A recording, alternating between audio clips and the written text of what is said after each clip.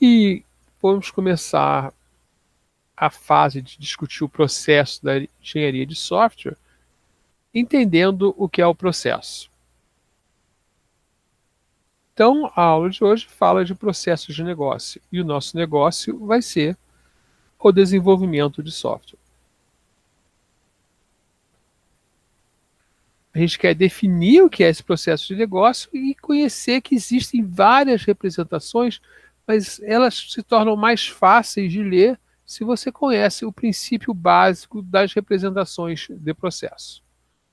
Né? E a nossa agenda vai ser essa, né? Nós vamos passar por 38 slides, a gente vai ter uma aula, uma apresentação, mas depois a gente vai fazer um exercício rápido, né, para poder continuar a nossa modelagem. Então, o que são processos? Né? E aí a gente vai ver que quando definir o que é um processo, a gente vai entender bem que é fácil ler um processo. Não é tão fácil levantar por causa dos problemas inerentes ao mundo real. Então, aqui a gente tem uma descrição de um processo de como uma pizzaria entrega pizzas. Né? Basicamente, ele tem 12 passos, o telefone toca, o atendente atende o telefone, identifica que há um pedido, né? Ele cria uma comanda com pedidos de pizza e bebidas, a comanda passa para o pizzaiolo, que prepara as pizzas, coloca na fila para assar, ele mesmo vai colocar para assar de acordo com a pizza, mas quando estão prontas, né, quem coloca na caixa é o ajudante do pizzaiolo, né, e depois o próprio atendente que atendeu o telefone, né, ele vai juntar as caixas e as bebidas e criar uma entrega. Essa entrega tem uma comanda e os itens pedidos. O entregador pega a entrega, passa no caixa, o caixa calcula o valor total e emite o cupom fiscal, o entregador entrega a pizza, o entregador cobra a pizza usando a máquina de cartão, e depois ele volta e entrega a nota do recibo da máquina de cartão para o caixa. Né? Obviamente, isso é uma simplificação, mas também é razoavelmente detalhado, já que tem 12 passos. Né? Mas a gente não faz nenhuma opção aqui. É característica, por exemplo, de um cenário principal, né, da entrega de pizza. Eu quero chamar a atenção, né, que essa maneira de descrever descreve uma sequência de passos, certo? Então, o processo ele é sempre descrito como uma sequência de passos. Mas a gente vai ver, né, que mudando a descrição do processo, a gente vai precisar de maneiras diferentes de descrever esta sequência de passos. Então, aqui a gente tem a recepção de um hotel, de um hostel, né? E como acontece o atendimento? Bom, vamos seguir de novo o nosso passo a passo. Né? O nosso passo a passo diz, olha, primeiro o hóspede chega na portaria, vou botar uns numerozinhos aqui para gente, né? E chama o atendente, acontece alguma coisa, que, né, da mesma maneira que toca o telefone, aqui o hóspede chama o atendente dá as boas-vindas para o hóspede, e o atendente vê se há vagas. Não havendo vagas, acaba o atendimento. Né? E aqui o atendente até não falou nada. Né? O atendente, havendo vagas, então a gente continua em frente. O atendente entrega a ficha de hospedagem para o hóspede preencher, entrega as chaves e as regras do hostel para o hóspede, né? Leva o hóspede ao seu quarto, verifica que está tudo correto e o atendimento está encerrado. Ok, faltou detalhes ali da educação e tal, mas é um processo razoavelmente bem descrito, dá para a gente entender o que acontece, né? E ele também tem seu fluxo. Né? Só que nesse fluxo aparece, né, um caminho alternativo. Né? Então, a gente tem a possibilidade em processos, ter que pular etapas ou fazer um caminho ou outro caminho. Né? A gente poderia ter aqui, por exemplo, seria talvez mais educado, né? Ele avisar, né, entre o 3 e o 7, nesse caminho que está vazio, ele avisar ao hóspede que. Vou botar aqui um passo 8. Ele avisar ao hóspede que não há vagas. tem outro exemplo aqui, que é o atendimento de um pedido pelo caixa, né? E também começa quando acontece alguma coisa. O cliente chega no caixa, o caixa pergunta qual o produto que o cliente deseja, né? Depois ele pergunta quantos o cliente deseja daquele item. O caixa então registra o pedido e pergunta se o cliente deseja algo mais.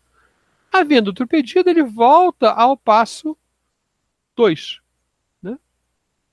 Ele volta ao passo 2. Se não, ele segue em frente. O caixa informa o preço total, o caixa cobra o pedido, o cliente paga o pedido e o caixa envia o pedido para a produção.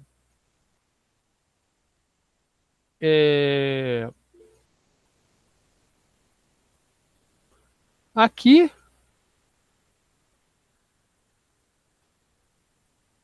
a gente vai ter um desenho, né, onde a gente pode voltar atrás, né? Isso aqui significa para a gente um loop, né? Então veja só que a gente tem aqui coisas ligadas ao que a gente na linguagem de programação chama um if. Deixa eu desenhar aqui um if, né? E aqui coisas que na linguagem de programação chamam loop.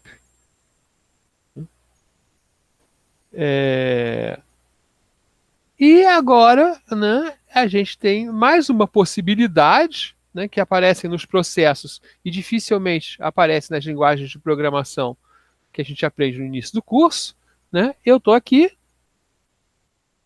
numa cozinha, né? E o garçom do restaurante entrega a comanda, né? O chefe anuncia os pedidos à cozinha e essa cozinha só tem dois lugares, né? Então tem a chapa e o fogão. Então, em paralelo, o responsável pela chapa faz os grelhados e o responsável pelo fogão faz os acompanhamentos. O chefe verifica que os grelhados e acompanhamentos estão prontos, o chefe monta o prato e o chefe entrega o prato ao garçom. Então também existe uma coisa que acontece para a gente começar a trabalhar, né, a entrega da comanda. Então todos os nossos processos iniciaram com uma chamada ao trabalho, né, o telefone toca, a comanda é entregue, o cliente chega no caixa, o cliente chega no hostel, né, e terminam com a gente atendendo esse cliente de alguma maneira. Né? O processo de negócio atende o seu cliente. Né? Só que aqui a gente tem uma possibilidade em comum nas linguagens de programação, apesar de estar até aumentando, né, que é o paralelismo, certo? Então aqui a gente tem a opção de fazer duas coisas em paralelo. Paralelo. Ok? E a gente chama atenção a isso. Né? Então, o que há de semelhante entre essas descrições? Né? As descrições de processo, elas começam com um evento. Alguma coisa faz com que a organização, ou aquele grupo de trabalho, ou aquela pessoa, né, comecem a trabalhar. Pode ser até uma ideia própria. Ah, o professor teve uma ideia. Ok. Aconteceu algo que iniciou o processo de trabalho. A cada passo que a gente dá nesse processo, a gente quer chegar mais perto do resultado final. Então, o processo é um processo de construção, né, passo a passo, de um objeto, ou de uma entrega, ou de realização passo a passo de um serviço, né, ou levantamento passo a passo de uma informação. Né? E a gente vai descrever como ele funciona. E existem muitas formas de descrever processos no mercado, inclusive essa que eu acabei de usar. Né? Simplesmente escrever, escrever em português, né? Escrever numa linguagem natural como o processo funciona. E a gente tem que entender, né, que nos processos algumas coisas são feitas sequencialmente, uma depois da outra, às vezes por motivos de dependência, às vezes apenas porque é a prática do negócio. Né? Então, se eu posso fazer A e B, né, eu posso, em alguns lugares eu faço A primeiro e B depois, em outros lugares eu faço B primeiro e A depois. Outras coisas tem que fazer exatamente sequencial. O professor não pode corrigir a prova antes que o aluno faça a prova, certo? Então não há opção. O professor tem que preparar a prova, aí o aluno faz a prova e o professor corrige a prova. Então esse processo ele exige o sequencial, né? Outras coisas são feitas opcionalmente, pode haver uma escolha durante o processo, né? Essa escolha pode levar simplesmente a pular alguns passos, ou essa escolha pode obrigar a caminhos diferentes, né? Eu posso perguntar, né, para você, por exemplo, se você quer um pedido, né, que ele seja entregue na sua casa ou que você vai buscar no local. E aí as coisas vão funcionar diferentes nessa ordem, né? Algumas coisas são feitas várias vezes, né? Os nossos famosos laços, os nossos famosos loops, né, são feitas até o cliente ficar feliz, por exemplo. Então eu faço um desenho, mostro para o meu cliente, ele diz, não, gostei ou não gostei desse desenho, né? E algumas coisas, aí a nossa novidade em relação à programação, né, podem ser, se bem que não é uma novidade absoluta, apenas das linguagens que são dadas inicialmente no curso, né, algumas coisas podem ser feitas em paralelo. Então a gente tem aqui o sequencial, né, o opcional, e eu já usei um símbolo diferente para marcar a opção, para ficar claro, né, o repetir várias vezes, né, e nós temos aqui novamente, né, na prática, é uma decisão de voltar atrás, né? Antigamente a gente programaria isso com um if e um go to, né? Agora que a gente separa bem isso, né? E a opção de ser feita em paralelo. Okay? Nesse caso aqui, voltando, né, sincronizando de novo o processo, mas isso não é necessário. Né? Então o processo é uma ação ou algo que é feito, né? Ele é a forma como isso é feito e ele é descrito como uma coleção de tarefas e atividades ou atividades interrelacionadas, né? Elas têm uma interrelação. Primeiro, elas são abstratas, elas estão todas ali para fazer a mesma coisa, atingir o objetivo final, né? Que são iniciadas em resposta a um evento e que tem como objetivo alcançar um resultado específico para o consumidor do processo. Normalmente, quem pediu o evento, né? Quem enviou o evento ou a mensagem, quem enviou a mensagem que iniciou o processo, né? Mas pode acontecer de outras maneiras, como por exemplo o relógio pode chegar num momento que você é obrigado a iniciar um processo. Então o evento inicia e a gente marca o fim do processo, normalmente com um evento do o processo acabou. Um processo de negócio não é nada mais que um processo que acontece dentro de um negócio, né? Então, é uma coleção de tarefas e atividades, blá, blá, blá, né, consistidos de empregados, máquinas, operações, sistemas e métodos que são estruturados, construídos de forma a fazer o quê? Né? A criar e entregar para o consumidor um produto ou serviço. Ou para outro negócio, né, se for um B2B em vez de um B2C. Né? Ele é, de novo, uma característica, a sequência de passos. Ele novamente sempre possui o início e novamente ele alcança um resultado. Agora a gente vai exigir que ele seja específico e mensurável. Né? Então, a gente antes falava de processos de maneira abstrata e agora a gente fala, não, isso é uma organização, uma empresa que está prestando serviço, está construindo um produto, está produzindo um resultado qualquer que pode chegar e fazer isso, né, no mundo real, pode ter sucesso ou também pode falhar. Eu posso não conseguir acabar o produto a tempo, né, eu posso me comprometer a fazer algo e não conseguir fazer. Então aqui a gente tem, no pedido de pizza, né, qual era o meu resultado? A pizza é entregue e paga. Né? Na chegada do hóspede, o meu resultado era o hóspede estar no quarto satisfeito. Nas nossas compras no caixa, o meu resultado era o pedido entrar em produção. Veja que ali eu tenho um pedaço do processo da organização ali, né, da cafeteria, né, por exemplo. Né? Por quê? Ou do restaurante, ou do bar. Né? Porque eu só coloquei o pedido para a cozinha, mas eu não entreguei a comida ainda ao meu cliente. Né?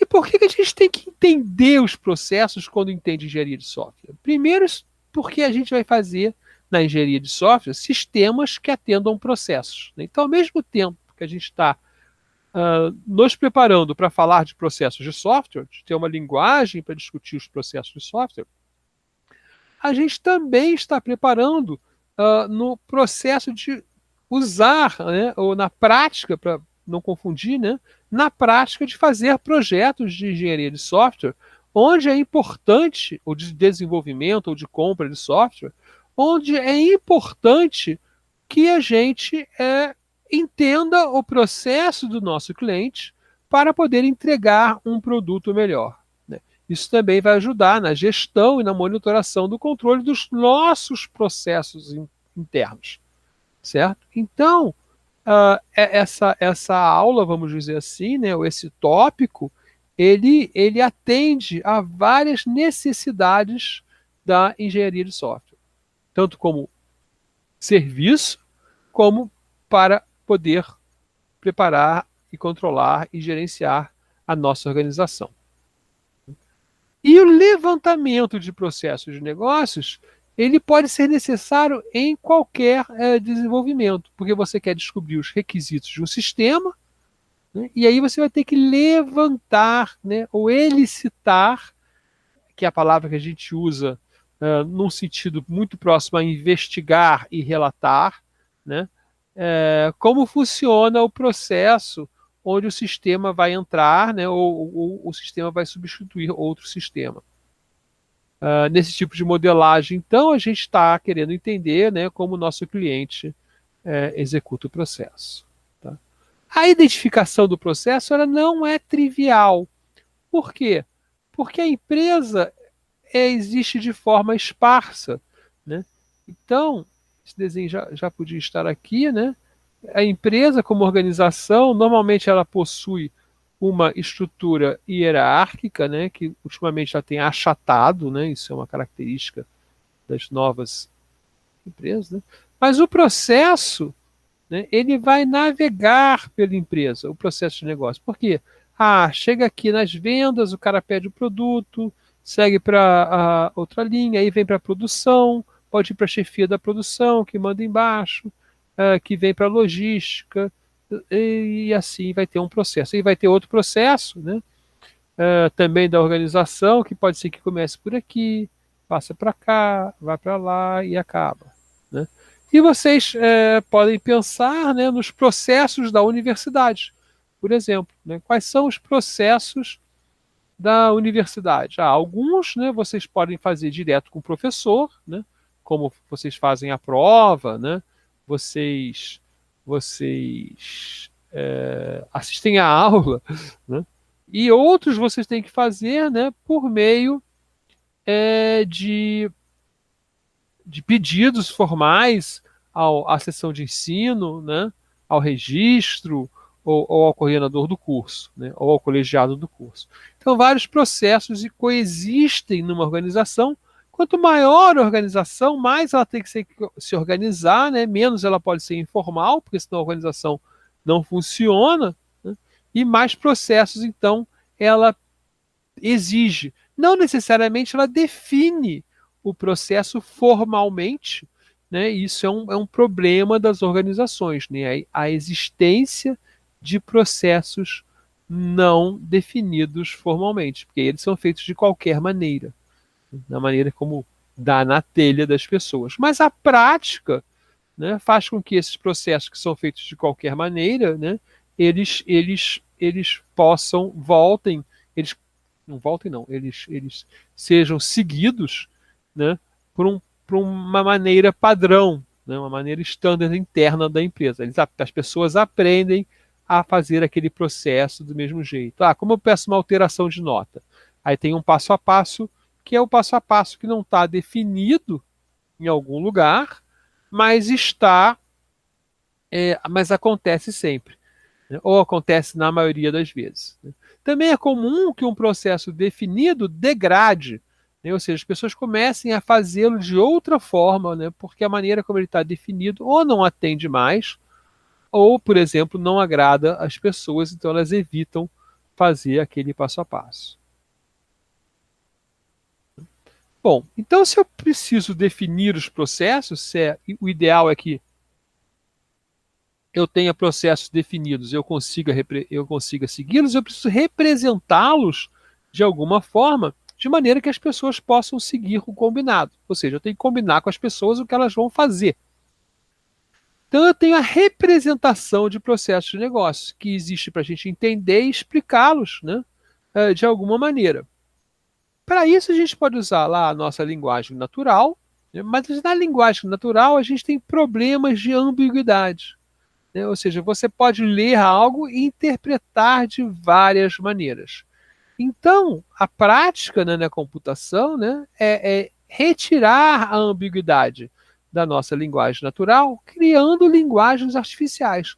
O que parece ser um processo fácil, mas não é, porque quando a gente cria a nossa linguagem artificial, a gente pode, por exemplo, não cobrir todo o universo de discurso, né? A gente não permite que um tipo de coisa que acontece seja descrito, né? E a gente pode também ser ambíguo, né?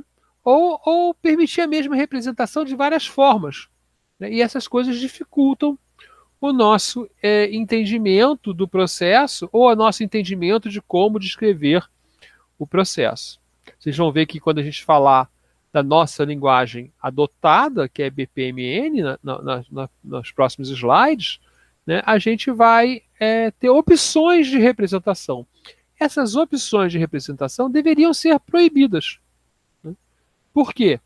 Porque elas confundem o leitor.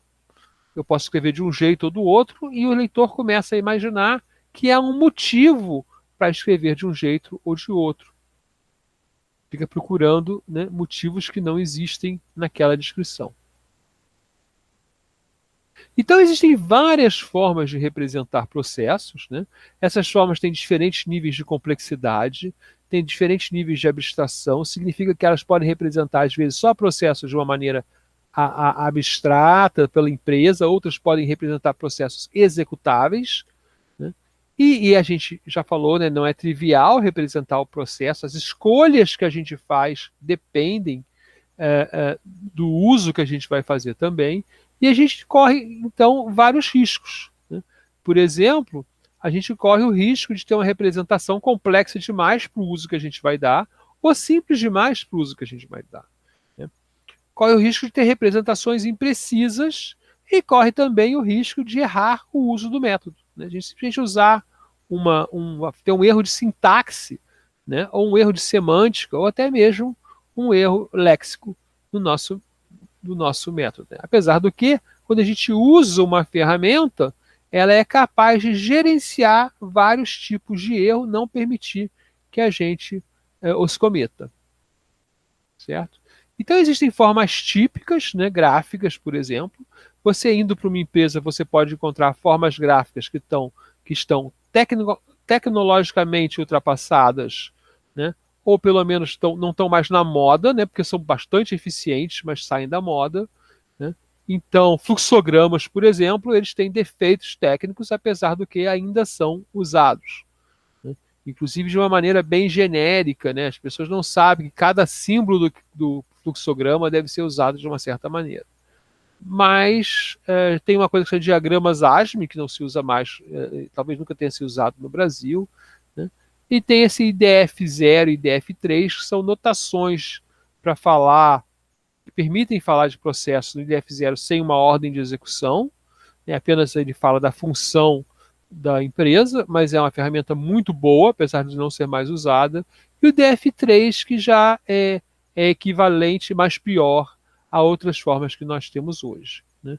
Na academia, existem formas mais formais e mais difíceis de lidar, né? Como Petri Nets ou uma linguagem chamada Picture. Né? Mas, por exemplo, Petri Nets é a maneira como a gente consegue pensar, né, como compilar um processo, né, ou como buscar fazer mineração de processos, né, que depois serão representados nas formas mais usadas do mercado. Né? Existe um grande uso de ARES, EPC, né? Então ARES é um conjunto de linguagens, EPC é uma linguagem específica dentro do ARES. A gente vai ver durante o curso vários desenhos em EPC, porque foram criados no momento que o EPC era muito utilizado no Brasil por causa da influência do software que chama SAP R3, né, que usava usa ainda, né, bastante esse diagrama, né? Diagramas de atividade, o ML, alguns de vocês já devem ter visto, vão aparecer daqui a pouco, né? Eles servem para descrever processos, né? Mas a linguagem atual da moda, né, que tem suas vantagens sobre as outras, é o BPMN, né? É Business Process Modeling Notation, né? E as ferramentas agora todas vêm suportado BPMN, vem suportando BPMN, inclusive ferramentas do Ares, né, mostrando já que a gente está provavelmente no fim da transição para BPMN ser a linguagem dominante de descrever processos. Certo? Existem outras formas de escrever processos, casos de uso são descrições de processos, né, narrativas em linguagem natural, né, linguagens declarativas podem descrever processos também.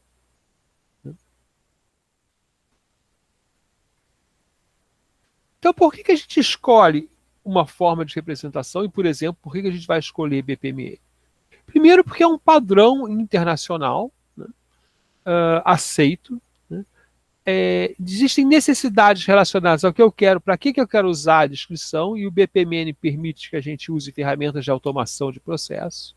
Existem questões ligadas à cultura da empresa. Essa empresa já usa, né, por exemplo, a Ares EPC há muito tempo, então ela tem dificuldade de fazer uma transição, mesmo que para uma linguagem melhor. Né? A necessidade de usar uma ferramenta, né, a gente vai ver uma ferramenta de simulação de processo, por exemplo, ou de orquestração, ou de automação de processo, ela usa essa linguagem, né? E preferências pessoais, né? Além da necessidade de comunicação. Então não adianta você inventar a sua forma de representação de processo, porque só você vai entender. Então eu reclamo muito, né, em trabalhos que me entregam, né, trabalhos acadêmicos, como TCC, mestrado, doutorado, ou mesmo relatórios de projetos, o cara põe umas caixinhas lá e descreve aquele processo. Eu falo, não aceito. Por quê? Porque você tem que usar uma linguagem que eu entenda. Não adianta você inventar a sua linguagem, né, porque ela vai ser ambígua para mim sempre, mesmo que seja claro o que acontece. Né, eu não sei a semântica real daquilo que está ocorrendo. Então aqui a gente tem um exemplo de um processo em Ares EPC, na verdade em EPC estendido, né, onde eu, que sou acostumado, rapidamente identifico como as coisas acontecem. Né? Elas aparecem aqui nos eventos, certo? Tenho 2 eventos, e aparece nas atividades ou funções, as coisas que são realmente feitas, que são as caixinhas verdes, certo? Então eu rapidamente eu olho, né, em qualquer, ou pelo símbolo, né, ou pelo formato, eu olho e falo, então quando abre o período de inscrição, né, alguém tem que abrir o período, né, aberto o período, isso aqui indica o paralelo, né, a análise e homologação das inscrições, né, a definição das datas da prova e é necessário tirar dúvidas. Isso aqui é o processo de inscrição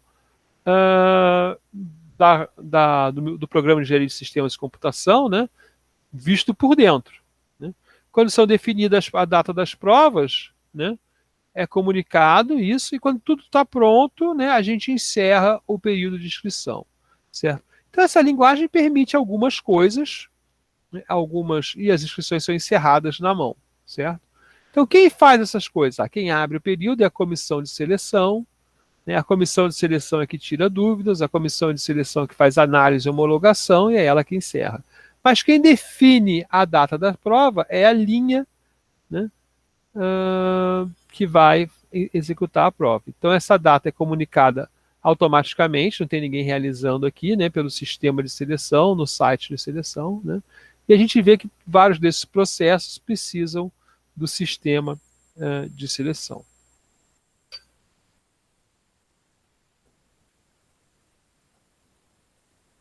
Eu poderia, por exemplo, também, se quisesse, dizer, não, quem comunica é a comissão e ter um tracinho aqui, não é um problema, ou ter uma caixinha amarela aqui ligando, certo?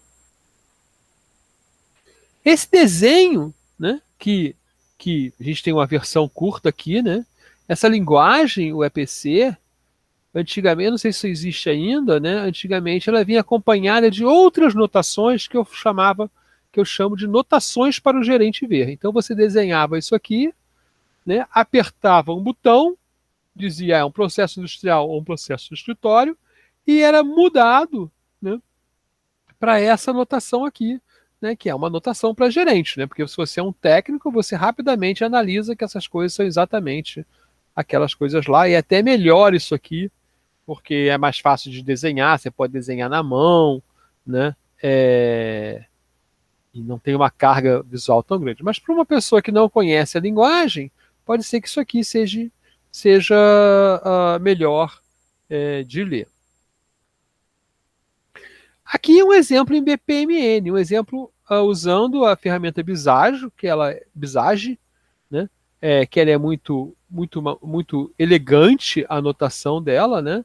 E aqui a gente tem um processo do governo brasileiro de contratação de soluções de tecnologias de informação e comunicação. E esse processo tem 3 fases, ó. Isso aqui são subprocessos, né? O planejamento da contratação, a seleção do fornecedor e a gestão do contrato, né? E esse processo ele se comunica, né, com um processo de gerenciamento de riscos, né? Veja só, aqui é uma regra, né? Se eu separar essas coisas, significa que eu estou trabalhando em outro escopo. Então, se é em outro escopo, esse processo ele interage com outro processo por meio de mensagens, certo? E aqui eu tenho objetos, ó, dá para entender, até a simbologia ajuda, né? Um documento de oficialização da demanda, sai um termo de referência, sai um contrato e sai um termo de encerramento de contrato. E aqui eu tenho início e eu tenho fim. Então, o leitor, né, acostumado, né, ou ele vai pegar, por exemplo, um guia de leitura, uma cheat sheet, né, e vai ler, falar, isso aqui significa isso aqui significa isso, e rapidamente você percebe como as coisas ocorrem. Né? Apesar de que podem existir, o BPMN permite notações bem detalhadas que dão um pouquinho mais de trabalho de entender. Aqui, ó, esse processo de gerenciamento de risco, que é um processo em loop, né, ele se repete, né, da seguinte maneira. Né? Então a gente tem aqui ele se repetindo, né, do início ao fim. Então cada ciclo, né, você vai identificar, definir impacto, definir probabilidade. Então isso aqui é uma coisa até bem útil para você ver como é feito o gerenciamento de riscos. Essas várias notações, e aqui eu apresento uma antiga, uma média e uma mais nova, né, apesar de também não ser novíssima, né? O fluxograma, o diagrama de atividades do BPMN, eles mostram os 2, né, tipos de nós principais em um processo. E a gente herdou, né, essa notação do losango, né, para decisões, né, apesar de ter mudado a maneira como é usada. Né? Então eu tenho passos, né, e quase toda linguagem, os passos são caixas, né, e eu tenho decisões. Em quase toda linguagem, as decisões são losangos. Né? Por quê? Porque a gente herda essa ideia lá da primeira linguagem gráfica que foi projetada para isso, né, que é o fluxograma. Né? E se você existem hoje, né, réguas para desenhar fluxograma, e basicamente toda ferramenta de desenho ela traz a possibilidade de construir fluxogramas. Até o PowerPoint traz os objetos dos fluxogramas, apesar do que usar fluxogramas é uma decisão sempre errada, né? Pelo menos em 2021. A gente pode escrevê-los como um caso de uso também, aí tem uma descrição típica de um caso de uso, né, que um colega meu usava para dar aula, ele me deu esse desenho, né, e várias outras formas. Então a gente entra agora, como que eu faço essa modelagem? Né? Então essa modelagem, né, ela depende, né, do nosso 5W2H. Por isso que o Chechel falou isso, porque toda hora durante o curso ele vai falar de 5W2H. Né? Então é exatamente isso. Né? O nosso curso todo é um grande 5W2H. Né? E primeiro a gente tem que descobrir o quê? O que a empresa faz. Então o objetivo do processo, né, de levantar para o processo, é descobrir como a empresa faz esse o quê. E além disso, a gente vai descobrir quem faz o quê, né? Quando as coisas são feitas, ordenando essas coisas, algumas vezes por que essas coisas são feitas, né? Às vezes nós não temos anotação para dar a motivação real do processo, a gente vai ter que fazer isso em outro momento, em outra linguagem, em outra ferramenta, mas a gente tem por que são feitas escolhas, porque um caminho é seguido, né, dentro do processo. Né? Onde as coisas são feitas também, e até existem métodos que nos deixam definir o custo dessas coisas. Né? O resultado da modelagem é normalmente um conjunto de modelos. Né? Eu já fui a empresas que criam um caderno, né, um livro com todos os processos lá descritos, né, normalmente de uma forma hierárquica. Então, esse eu acabei de mostrar para vocês, né, como o governo define o processo de compras. Ele faz um desenho de nível muito abstrato e depois vai abrindo esse desenho, né, em subprocessos que podem ter subprocessos dentro deles. Né. Já fui em empresas que fazem diagramas enormes, né, um painel que você vai colocar na parede, né, que tem o processo todo no seu detalhe mais detalhado. Eu acho mais difícil de ler em geral, mas eu vi uma reunião onde foi de grande utilidade ter todo o processo descrito de maneira aberta, né, inclusive em EPC. Né? Então, as práticas e os métodos das linguagens podem ser diferentes, né? Porque um usa um processo todo aberto no seu nível mais detalhado, outro usa o caderno, né? Um livro, um padrão que eles falam, né? Com todos os processos da empresa, outro usa só no software. Né? Isso aí acontece de várias formas. Né? E aí a gente fala que tem vários níveis de descrição. Né? Então a gente tem mapas do processo, né, que a gente viu até agora, na verdade, foram mapas do processo, né, com poucos detalhes, apenas os nomes e as condições. Né? A gente tem descrições mais detalhadas do processo, né, ao ponto que a gente chega a modelos tão detalhados que você pode fazer uma análise e uma simulação do processo. Certo? Uma execução direta desse modelo, como se você programar, na verdade, você programando o processo em uma ferramenta de execução de processos. Então, uma revisão rápida, né? Processos são sequências de atividades que produzem um produto ou serviço para um comprador ou cliente, ok? Já é isso, né? A gente sempre tem que olhar o processo atendendo alguém. Existem várias formas de representá-los, nós escolhemos uma para o curso, BPMN, né? E nós escolhemos também as linguagens gráficas, certo? Então, essa é a nossa introdução aos processos de negócio. Né? Nós temos um livro bem útil aí na nossa bibliografia, certo? E aqui a nossa mensagem aí de direitos da Creative Commons, né? Para o uso da nossa imagem. Então eu preciso agora encerrar a gravação.